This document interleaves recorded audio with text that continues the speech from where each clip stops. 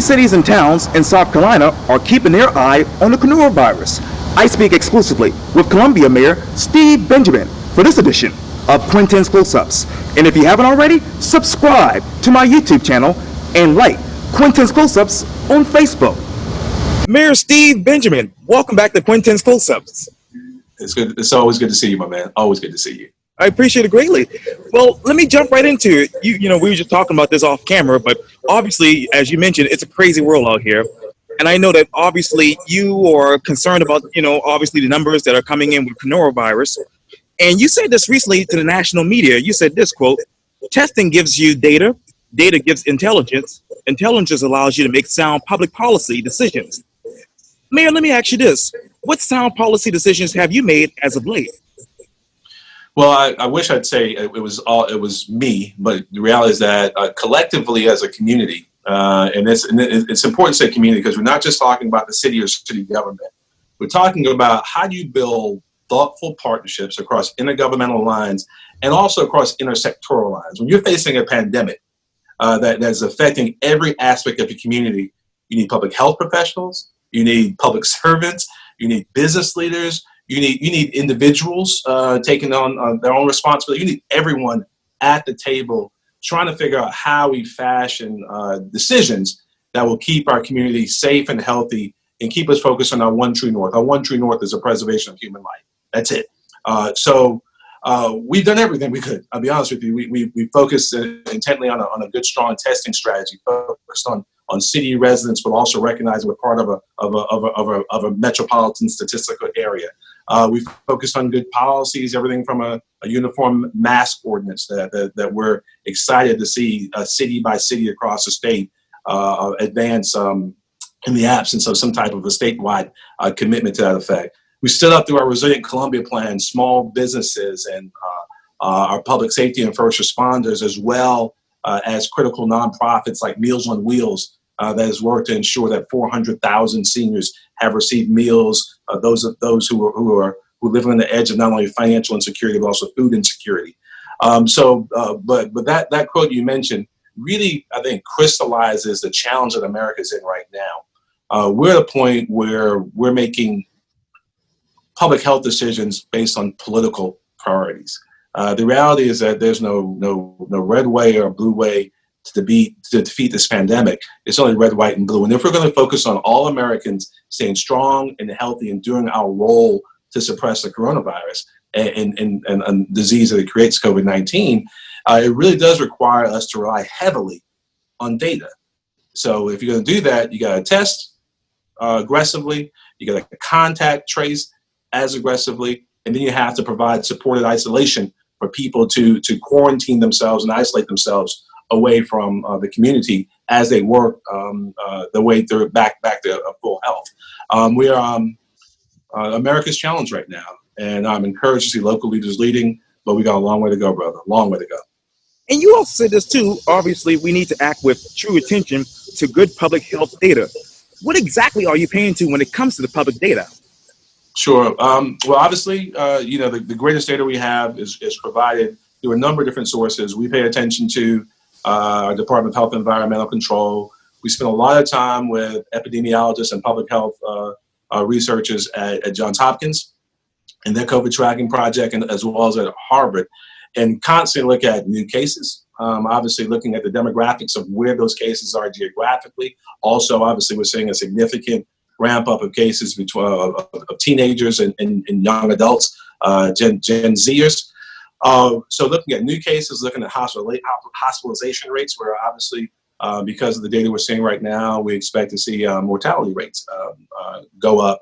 And for months we were worrying about the second wave, and it appears we've never been able to get out of the first wave of these challenges. So right now we're trying to figure out how we can thoughtfully, through public policy, begin to suppress the virus, really legitimately talk about flattening the curve, but at least get us to a point where a basic amount of business can continue to transpire. We're looking at some of the weakest economic times since the Great Depression, but at the very same time, keeping our eyes on the prize, which is how do we get our children back into school. I saw some data you may have seen that maybe 12, 13,000 kids all across the state have not checked in since the beginning of the pandemic. I mean, some of our babies are struggling right now. So how do we keep our eyes again on making sure we keep people alive, making sure folks who might suffer from some of the other public challenges, health challenges that lead to more mortality, heart disease, hypertension, diabetes, how do we keep them healthy and safe? And then how do we just change the dialogue away from this constant gnashing of teeth and head knocking between political operatives that we don't need to have. We got to focus on real data that keeps real people alive, and we won't allow anything to distract us from that. And let me go back to that. You say we need to act with true attention to good public health data. Mayor, let me ask you this: how accurate is that data? I feel very confident in the information being put out by public health professionals at the state and federal level. I think obviously everyone's learning more about the novel coronavirus every single day. I mean, indicating in its name, it's a new virus. So I think that the very aggressive nature of it on the front end, I think caught a lot of public health professionals and researchers by surprise. There's certain things we've learned over time, but the reality is that on the federal level and sometimes even politicians at the state level, we won't even conform to things that we know that are universally held and have been for months to help us inform and change our policy. We created this environment where we're forcing people to choose between the commerce and the economy and public health, when the reality is that until we see a decline in the rates of disease and a decline in the lives lost, we'll never be able to get our footing back as an economy. This is a public health crisis, that's creating an economic crisis. And just to set the foundation here, Quintin, we're talking about the greatest public health crisis probably since 1918, the greatest economic crisis since 1932, and obviously the greatest social unrest around police violence and structural racism since 1968. All three of those wrapped up in a few months in 2020, with a level of political dysfunction that has left us unable to respond to it with the force and clarity and laser-like focus that we need to have to get America through this. And that's why we're seeing these incredibly high rates of infection. And it's going to require us to have some sort of a Marshall Plan that allows us to truly focus on defeating this pandemic in a way that it speaks to the value of human life, it speaks to the challenges we're facing and equity in others, and then allows us to reclaim the economy. We can do it. It just takes a whole lot of work, a whole lot of focus, and some real leadership. What's in your Marshall Plan? Our Marshall Plan is obviously in our corner of the world. In our corner of the world, to do every single thing we possibly can to keep people alive. That means you got to aggressively test. It means you got to aggressively contact trace. It means you got to make sure you have supported isolation to make sure that folks are able to get past this if, in fact, they contract the coronavirus. It means that you have to use every single public policy tool in your toolbox. If that means stay home, safe orders, if that means masking, if that means curfews, whatever happens to be, bringing everyone together around the table and focusing on legitimate data, not on politics, that focuses on keeping people alive. We're looking at a couple more options that I can't talk about right now because we're going to have to socialize them in a way that begins to build public support for the idea. But we've not been reticent about stepping out on good data, good research, and on faith, recognizing that we're going to have to inspire people to do more and do better, understanding the importance of collective responsibility, mutual responsibility, and how our individual responsibility feeds into that. You know, man, let me ask you this question. What's the average age of people in Colombia with this infection, and is the average actually getting lower? You've watched the average age go down. So initially, when it hit, it obviously, just as it did everywhere else in the country, We watched our seniors, those over the age of 65, be immediately impacted. Physically, they were the most frail. And so we saw the first fatalities there, which I think also gave some people who were under that age some type of false sense of security, that they might be immune, or at least not as prone to serious sickness or death. And then we saw it migrate not just from older folks, but then from older folks into some of our more economically challenged communities that might be underserved. So we saw it hit certain zip codes, 29203, and then even middle class zip codes that were heavily African American.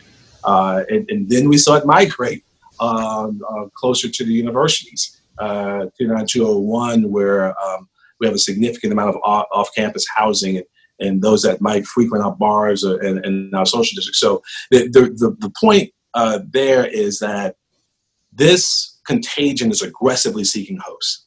And while some of us may be more prone to catching the virus because of the jobs that we might occupy, the inability to socially distance or physically distance at those jobs, the inaccessibility early on, less so now, to personal protective equipment, it lent itself to some folks being more subject to potentially catching the virus early on. This virus also has a focus on equity. No one is immune from this virus, and until we find a reliable vaccine, prayerfully that can be made available to significant numbers of citizens at a great rate, we're going to be dealing with this. But the reality is that we looked all around the world. Countries all around the world are defeating it or suppressing the coronavirus. So it can be done. It can be done. The U.S. is larger and more diverse. We have more porous borders, but we also have the greatest medical researchers in the world. We have the wealthiest democratic nation in the history of the world. We can do this, but we have to, I think, at least agree to a set of facts that the public health researchers across the board are sharing with us every single day. And most days you hear about cities and towns that have had their first and second highest death related to COVID-19. Has that ever occurred in the city of Colombia? We were early adopters. You may remember very early on, it seems like years ago, it's just months ago, that Kershaw County, Camden, South Carolina, just to the east of us, was a very early epicenter of the crisis. So they're literally 20 miles from my home. So we knew that once we saw Kershaw County, and then we started seeing cases to the west of us in Lexington County, that we're the state's capital city, we're in the middle of it all. We knew that obviously it would be coming here in a meaningful way. So early on, we had some really challenging times and challenging numbers in which Worcester County, where Columbia is based, led the state in terms of counties and new cases, and as a result, also in the mortality and morbidity rate. Since then, other counties have spiked to the top. But the reality is that we're in this together. We are a set of metropolitan statistical areas that really know no borders, just as everything from air quality or crime. The pandemic does not recognize these false borders that we have separating us. We're in this together. So unless South Carolina decides that we're going to really get our act together, then all of our communities are going to be adversely impacted, urban, suburban, and rural. What is the daily hospitalization rate in your city? It's going up. I haven't looked at today's numbers, but we're looking at hospitalization rates going up significantly, and ICU beds. Our primary healthcare provider here at Prisma Health, I have a weekly call with the CEO there. He keeps me up to speed. He still feels fairly comfortable about where we are. Obviously, they're headquartered in Greenville, so they're seeing a much more significant challenge than Columbia is right now up there. But he feels comfortable as to our bed occupancy and our ICU occupancy as of right now. But we're seeing we're seeing numbers all across the country right now. Quintin, I think I saw this morning, maybe we could be seeing 60,000 cases, new cases a day across the country. Dr. Fauci says he thinks that could potentially get up to 100,000 cases a day. It's mind-boggling. It's mind-boggling and incredibly disconcerting, to say the least. And that's why I think every single leader, a public policy leader, needs to be doing everything we possibly can to try and slow down and defeat this thing. And this might be a complicated question, Mayor. And let me ask you this: for those that are hospitalized for other cases, how many are actually being tested positive for the coronavirus? That is. The beds that are occupied in the hospitals, no, all are not COVID-19 cases. But yet and still, the fact of the matter is that if in fact you find someone who's hospitalized for any type of significant illness, there's only a finite number of beds. I forget how many thousands. There's only a finite number of beds. So unless the governor has indicated that he has a plan for surge capacity, so that we're able to meet any needs for additional beds, if in fact that happens. But it would be awesome if we were actually focused on the front end of the funnel. It's great to be prepared for surge capacity, but if we were able to do the very small but important things around physical distancing, around proper PPE, around policies that required all of us do our individual parts, we won't need that surge capacity down the road. But the number of beds obviously are occupied or indicative of people who suffer from any number of different maladies, not only COVID-19. And let me ask you this too, Mayor: any overcount or undercount cases of COVID in Colombia?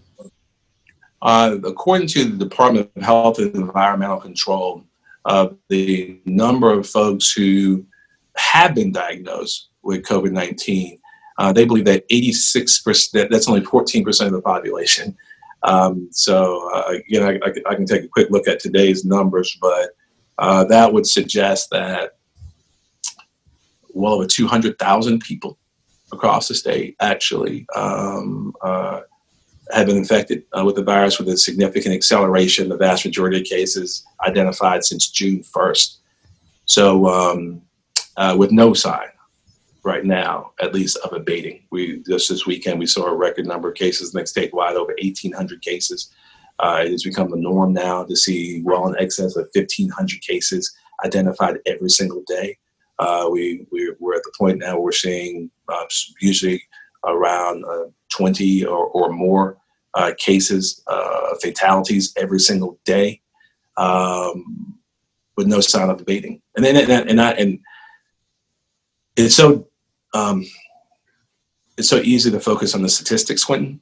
But the reality is, I love some of our friends in the media have been really telling the stories of the families who've been adversely affected by this virus, of matriarchs and patriarchs, and even young people who've been lost to this. And I think so often we talk numbers and data and everything else, and we forget to humanize this in a way and realize that this is somebody's grandma, this is somebody's grandfather, this is someone's hardworking mother who's been working as a medical professional. This is a dad.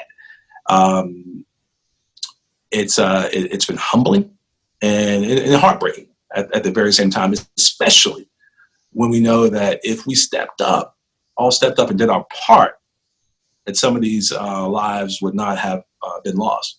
And we can do more, and we got to commit ourselves to doing more. And there's always death numbers associated with COVID, but how many people in the city of Colombia, Mayor, have recovered from COVID? Yeah, well, and that's always an interesting question that I get from this one of my colleagues on council, who shall remain nameless. First of all, there's no indication, no proof so far that someone who recovers has actually recovered. So there are at least several cases we know of people who've been infected and then have been reinfected. So that they have not built up any immunity to the virus.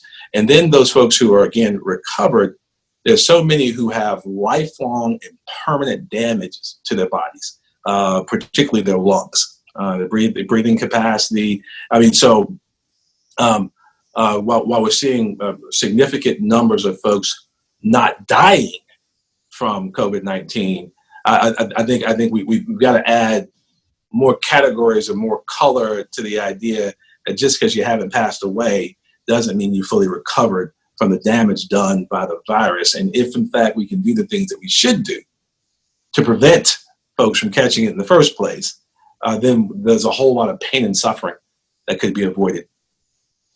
Let me ask you this. What are the number of testing cases versus the number of infection cases in the city of Columbia? Sure. Early on, we saw, early on the infection rate, I'm not sure if you remember early on some of the statistics we were looking at, the goal was to get the positives rate down to single digits. Early on, we were seeing about 12, 13, 14%. And the goal was that if you were testing at a robust enough level, you'd be able to drive that positives rate down into the single digits. And if you're able to get it fairly low, it would show statistically that you're getting control of the virus.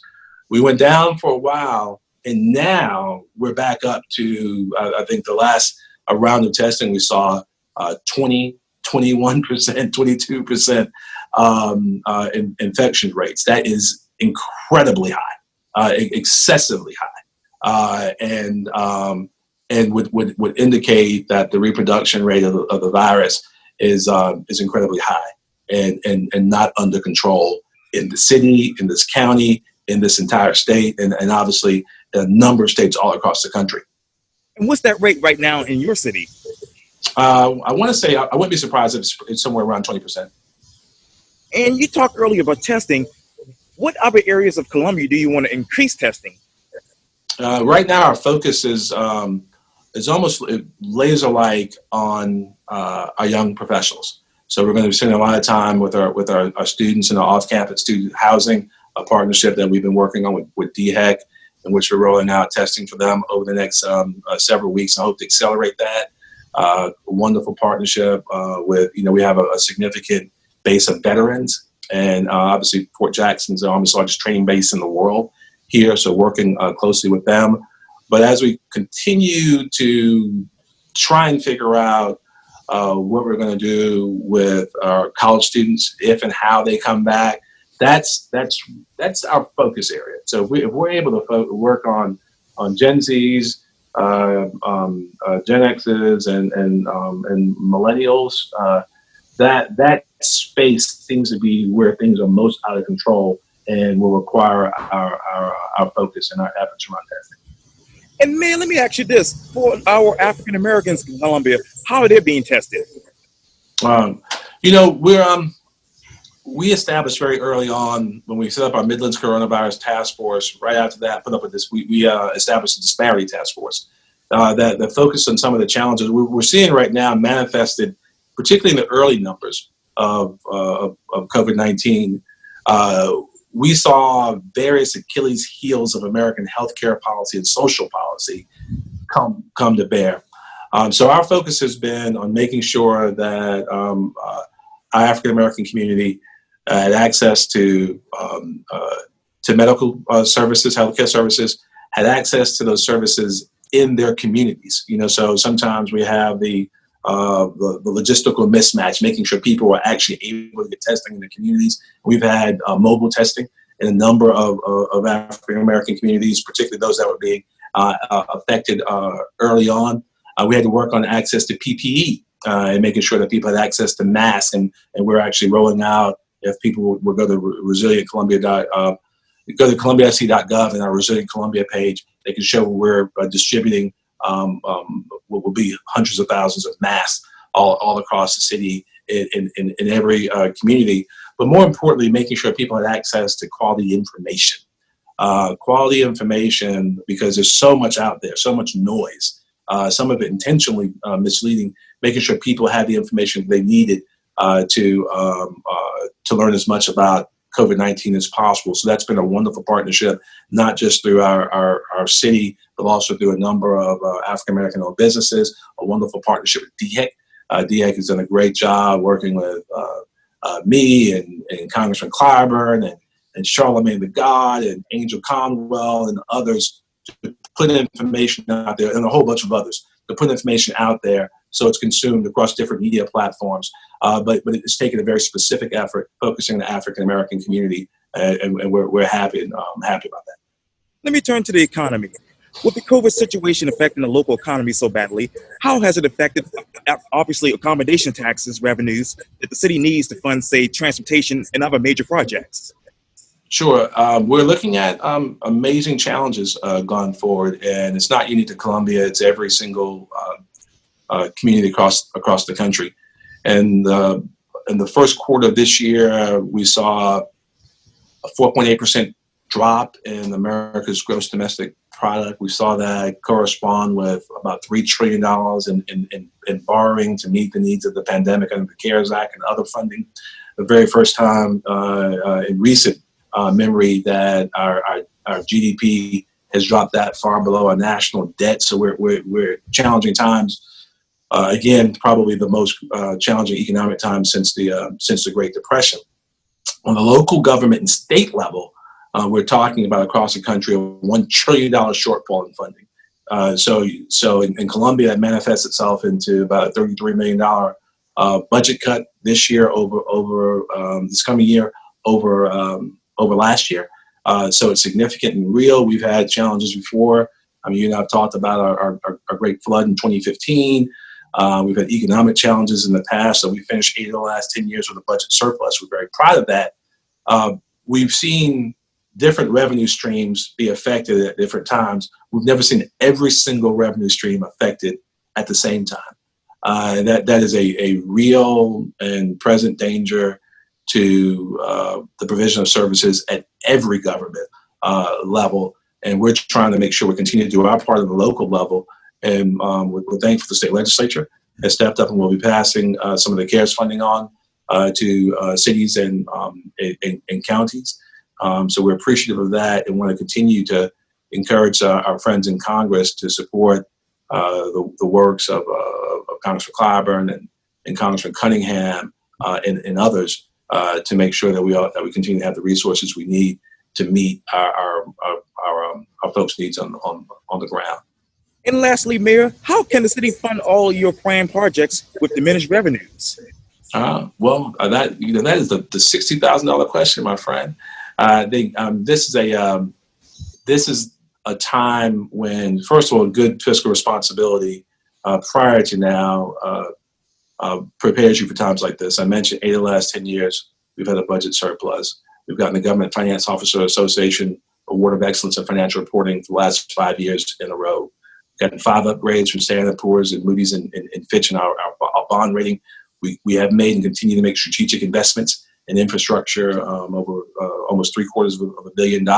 We'll continue to do that because that also serves as a stimulus, keeping people working in jobs that pay well. But we're going to have to obviously tighten our belts. I've not raised taxes since I've been mayor, a decade. We've actually cut our tax millage by 12 mils. That's something we've been proud of, but we're going to make sure we continue to meet the needs of our citizens with good, thoughtful planning, good fiscal responsibility, and also just making sure that we're being very thoughtful and compassionate in meeting the needs of our community. And has the Columbia City Council been able to discuss this thus far? Our council has been amazingly collaborative and cooperative. It's a great group of people who don't agree on everything, but we engage in robust conversation, robust disagreement sometimes, but always agreeable in what we agree and what we disagree on. And we work through a plan with a very qualified staff that endures the benefit of the people that we serve. And obviously, there's a lot of people that are coming to the state capitol, which is famously hot. It's one of the best places to come in the South. How should people prepare to come to the city of Columbia? Prepare to come wearing a mask. If you don't come wearing a mask, we ask that you turn around. If you don't have one, we'll provide one for you. I just think let's pay attention to the very simple things that we can all do. If you can physically distance from folks, do it. If you can, if you don't have to be out, don't. Let's enjoy this quality time with our families as much as we can. But if you come into our city, be prepared to physically distance. Be prepared to be responsible. Be prepared to understand all of our individual roles and making sure our community stays healthy. Wear a mask. Let's just all do our part to keep people healthy and alive.